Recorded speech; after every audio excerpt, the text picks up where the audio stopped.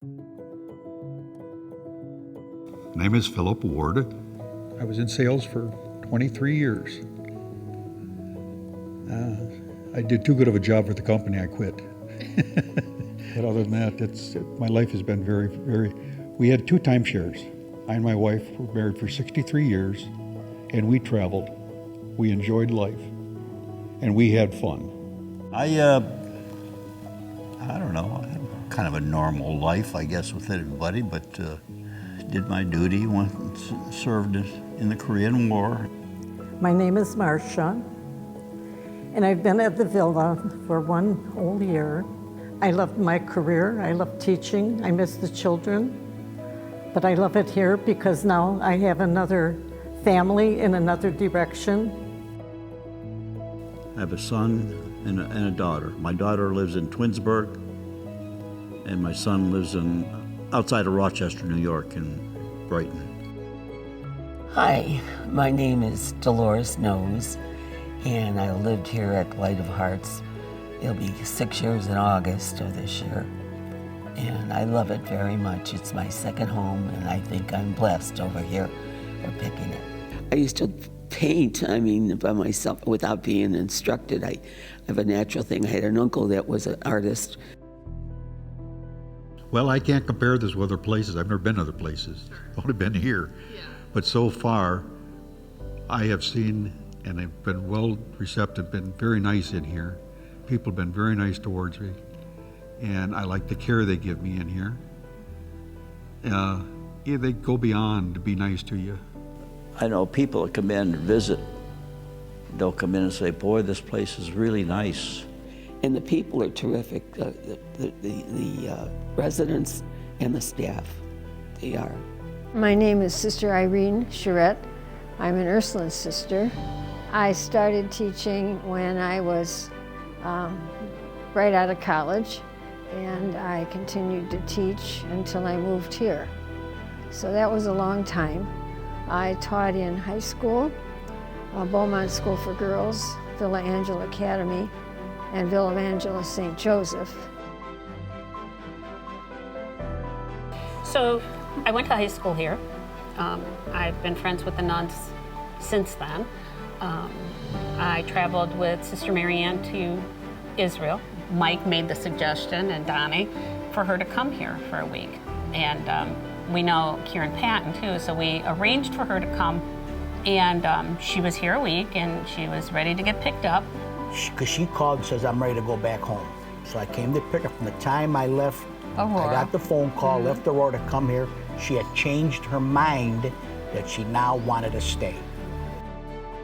My mother, Rita Ceresi, has always been an active member of the church in Bedford, and she's sang and she's done something, she does the cantering. And she also used to pick up some of the residents here and take them to lunch or some activity. My mother, Juliette DiTerno, was at the time going through some aging things, getting older, needing extra help. And my niece had worked here years ago. And Light of Hearts was one of those places that we've always heard about but didn't know anything about. So we had an opportunity to come here. We brought my mom and we took a walk around, and you could just feel that everybody knew everybody. The care that was here, calling even the first day my mother by her name, Juliette. I know the funding was much more money, but Light of Hearts has been wonderful, like I said, and helped us very much. While we were trying to get Medicaid. Medicaid was a very difficult time for my mother. It was a 4-year event trying to get my mother help. They assured, and there wasn't a doubt, that she was always going to get the care, even as I had to transition into Medicaid and the hassles and the things that happen with that. And that's scary, and I know that's scary for so many families about what will happen to their loved ones when you no longer have the financial resources to be able to do that on your own. And we knew that the Benevolent Fund would be there for us if we needed it and when we needed it. They accepted her, they continued to keep her, And so that to me means so much. I remember when I was volunteering in a parish, one of the things I loved doing the most was visiting the homebound. Often when I visited the homebound, they would say, I probably should go to a nursing home, but I can't because I don't have enough money. And I didn't know enough at the time to be able to say, you know, there are places. And certainly I had never even heard of Light of Hearts Villa at that time. Over 30 years ago, when the Vincentian Sisters of Charity made the difficult decision to close Lumen Cordium High School, we needed to look around and find out whose needs were not being met. After a search, we discovered it was senior citizens. No one expected to outlive their retirement fund by 10, 20, 30 years. When my dad retired at 72, he was planning for another maybe 8 years when he turned 80. When they retired in their mid-60s, they weren't planning on 30 years of retirement and inflation and all the things that come with that and increased needs. So when Sister Helen began the Benevolent Fund, on the very first day Light of Hearts Villa opened, it was for the purpose of supporting residents who run out of funds.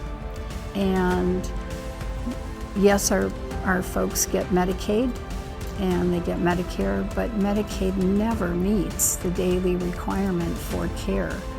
So we are always supplementing those residents who have run out of money. So we've never, ever in 30-some years put a resident out because they couldn't afford us. The Medicaid reimbursement in the state of Ohio comes up short $50 per day per resident that we serve. The fact is that last year, Light of Hearts Villa donated over $860,000 in uncompensated care, and we only expect that cost to keep rising.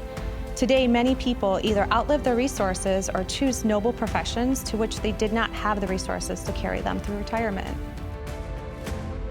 And that's why it's important now, more than ever, especially following the COVID-19 pandemic and how that impacted senior living organizations everywhere, that you help support our Benevolent Fund.